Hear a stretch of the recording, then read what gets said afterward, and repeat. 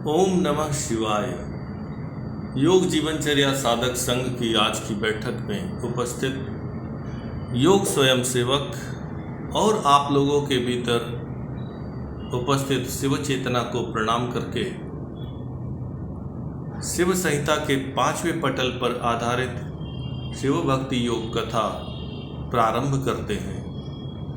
शिव भक्ति योग कथा देवादिदेव महादेव द्वारा महादेवी को जो योग उपदेश दिए गए हैं उन पर आधारित है।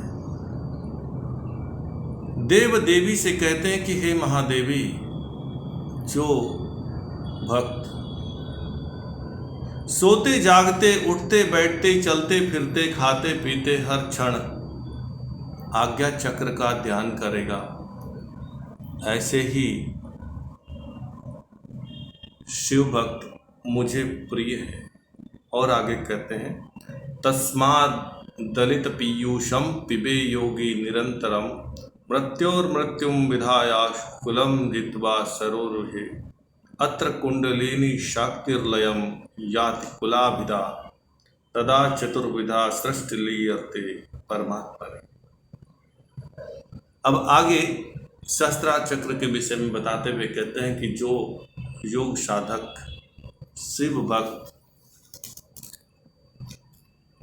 सिर के ऊपरी स्थान पर स्थित सहस्त्र कमल दल युक्त सहस्त्रार चक्र का ध्यान करते हैं, वे परमात्मा में लीन हो जाते हैं, सच्चित आनंद का अनुभव करने लगते हैं। यज्ञात्वा प्राप्यम विषयम चित्तवृत्ति विलीयते तस्मिन् परिश्रमम योगी करोति निरपेक्ष। और जो योगी सहस्त्रार चक्र का ध्यान करते हैं उन्हें किसी विषय वस्तु घटना तथ्य तर्क का ज्ञान प्राप्त करने के लिए परिश्रम नहीं करना पड़ता है,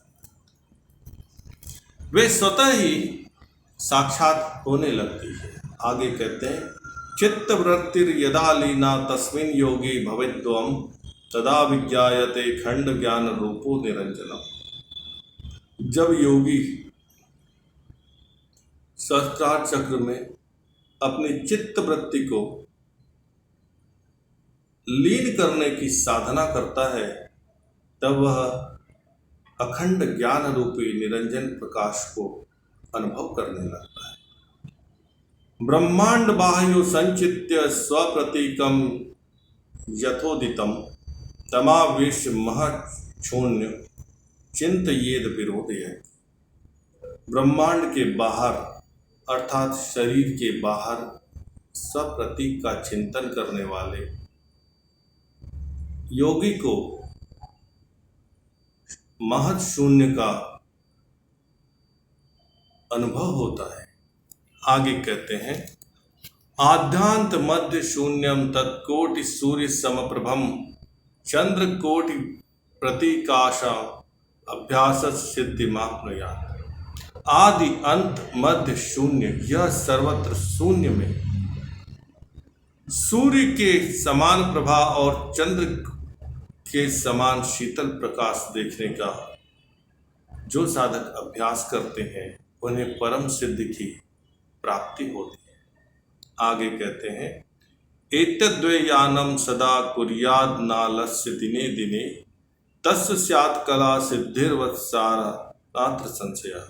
जो पुरुष, जो शिवभक्त, जो योग स्वयं सेवक, जो योग साधक आलस्य को त्याग करके प्रतिदिन शून्य चित्त का ध्यान करेगा, उसे निश्चय ही 1 वर्ष में सभी सिद्धियों का लाभ प्राप्त होगा। आगे कहते हैं, क्षणार्ध निश्चलम तत्र मनो यस्य भवेद्वम स एव योगी सद्भक्त सर्वलोकेश पूजितः तस् कल्मष षडा तत्क्षणा देव नाशति। जो साधक शून्य की साधना करते हैं उनका चित्त निश्चय ही दृढ़ और स्थिर बन जाता है और वे सभी लोकों में पूजनीय हो जाते हैं और उनके सभी पाप विलीन हो जाते हैं। यम दृष्टा न प्रवर्तते मृत्यु संसार आत्मनि अभ्यसेतम प्रयत्नेन स्वधिष्ठानेन वर्तना। इस प्रकार मृत्यु का जो सारांश है अर्थात संसार के समस्त बंधनों से छूट जाना, समस्त वस्तुओं से अलग हो जाना, इसका अभ्यास योग साधक के लिए अत्यंत सरल हो जाता है। आगे कहते हैं एतद् ज्ञानस्य महात्म्यं मया वक्तुं न शक्यते यः साधयति जानाति सोऽस्माकं सम्मतः। हे देवी, इस शून्य के ध्यान के महात्म को हम कह नहीं सकते। जो योगी इसका अभ्यास करते हैं वे इसे जानते हैं और वो शिवतुल्य है। ध्यान देवा विजानात विचित्र फल संभवम अणिमादि गुणपेतो भवेत् न संशय। यह शून्य के ध्यान का विचित्र फल जाना जाता है और इसके प्रभाव से अणिमादि अष्ट सिद्धियों की अनुभूति होती है। आगे कहते हैं राजयोगे मया ख्यात सर्वतंत्रेषु गोपित राजाधिराज योगो अयम कथयामि समासतः। हे पार्वती, यह राजयोग सर्व तंत्रों में अत्यंत गोपनीय है। अर्थात तंत्र शास्त्रों में शून्य की साधना का बड़ा ही महत्व है, लेकिन इसे अत्यंत गोपनीय ही रहा और गोपनीय ही रखा गया है। आगे कहते हैं स्वास्तिक आसनम कृत्वा सुमठे जन वर्जिते गुरु संपुंज यत्नेन ध्यान में समाचरे। साधक को एकांत स्थान जन रहित सुंदर मठ में यत्न पूर्वक गुरु की पूजा करके स्वास्तिक आसन में स्थित होकर के शून्य का ध्यान करना चाहिए। आगे कहते हैं निरालंब भवे जीवम ज्ञात्वा वेदांत युक्तितः निरालंब मनः कृत्वा न किंचित येत सुधि। बुद्धिमान योगी वेदांत युक्त अनुसार जीव को और मन को निरालंब करके चिंतन करें और इसके अतिरिक्त और भी किसी विषय पर चिंतन न करें। आगे कहते हैं महादेव जी एतत् ज्ञानान महासिद्धिर्भवेत् न संशय वृत्तिर्हीनं मनः कृत्वा पूर्ण रूपेण स्वयं भवेत्। इस प्रकार ध्यान करने से महासिद्धि अनुभूत होती है और ऐसे ही मन को वृत्तिहीन करके साधक अपने आप में आत्मस्वरूप हो जाता है। साधयेत सततम यो वै सयोगी विगत स्पृह अहम नाम न कोप्यस्ति सर्वदात्मय विद्यते। जो योगी निरंतर इस प्रकार इच्छा रहित होकर साधना करते हैं वह आत्मस्वरूप को ही देखते हैं। को बंध कस्य वा मोक्ष एकम पश्येत् सदा हि स एतत् करोति योग नित्यम स मुक्तो नात्र संशय स एव योगी सद्भक्त सर्वलोकेश पूजितः। कौन बंध है, क्या मोक्ष है, एक सर्वदा परिपूर्ण आत्मा को देखें। और इस प्रकार जो योग साधक निरंतर शिव भक्ति में लीन रहता है, चक्रों का ध्यान करते रहता है, वह सर्वलोक में पूजनीय हो जाता है।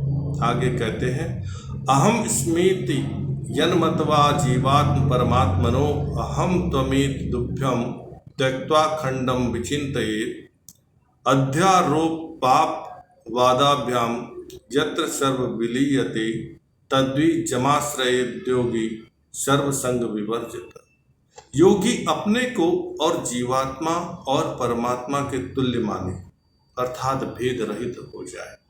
क्षण क्षण में शिव है, कण कण में शिव है, इस चित्त वृत्ति पर स्थिर हो जाए और अखंड शिव का चिंतन करे, योगी शिवत्व को उपलब्ध हो जाता है। आज के लिए बस इतना ही। आपने बड़े धैर्य, स्नेह, श्रद्धा, विश्वास के साथ शिव भक्ति योग कथा को सुना। इसके लिए मैं आपके हृदय और मस्तिष्क का ऋणी हूँ, आभारी हूँ। मेरे शब्दों पर निर्णय लेने की जल्दी मत कीजिए, चिंतन कीजिए, विचार कीजिए, मंथन कीजिए। समझ में आ जाए तो ठीक, न समझ में आ जाए तो शिव संहिता का पठन मनन चिंतन प्रारंभ कर दीजिए। वैसे भी मेरे इस कथा के दौरान यदि कोई शब्द दोष, उच्चारण दोष, अर्थ दोष, तर्क दोष हुआ हो, उसके लिए मैं आपके हृदय और मस्तिष्क से क्षमा की याचना करता हूँ। आपके भीतर उपस्थित शिव से क्षमा की याचना करता हूँ। लेकिन एक बात स्मरण रहे, जो शिव भक्त है, योग स्वयं सेवक है, वे तर्क वितर्क तर्क तथ्य इन सब को त्याग करके केवल एको शिवो हम, शिव पर ही वे अपना चिंतन मनन करते हैं, व्यर्थ को छोड़ देते हैं। इसीलिए शास्त्रों में कहा गया है, फल्गु त्यक्त्वा सारम गृहीतव्यम्। व्यर्थ को त्याग दीजिए और सार को ग्रहण कर लीजिए। सार एक ही है, शिवत्व की उपलब्धि। केवल शिव को जाने, शिव को माने, शिव की खोज करे, शिव को पहचाने, बाकी सबको भूल जाए। योग स्वयं सेवक और शिव भक्त को किसी भी प्रकार की आलोचना, तर्क वितर्क, समालोचना, तुलना इत्यादि शोभनीय नहीं होती, क्योंकि सर्वत्र शिव है।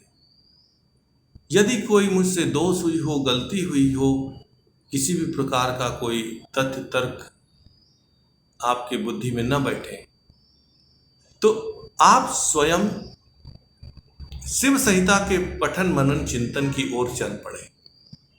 क्योंकि जो आप पढ़ेंगे, जो आप समझेंगे, जो आप जानेंगे, जो आप अनुभव करेंगे, वही आपके भीतर उत्पन्न प्रश्न का उत्तर होगा। आपके भीतर जो भी प्रश्न उठे, उसका उत्तर केवल आपके भीतर से होगा। आधार मात्र शिव संहिता का चिंतन मनन होगा। इसीलिए मेरे द्वारा जो गलतियां हुई हैं, जो भूलें हुई हैं, वो हो सकता है कि आपको शिव भक्ति के साथ साथ शिव संहिता पढ़ने के लिए बाध्य करें, और आप शिव भक्ति के साथ साथ शिव संहिता का पाठ करें, अभ्यास करें, तो मेरी गलतियां भी आपके लिए आशीर्वचन हो सकती।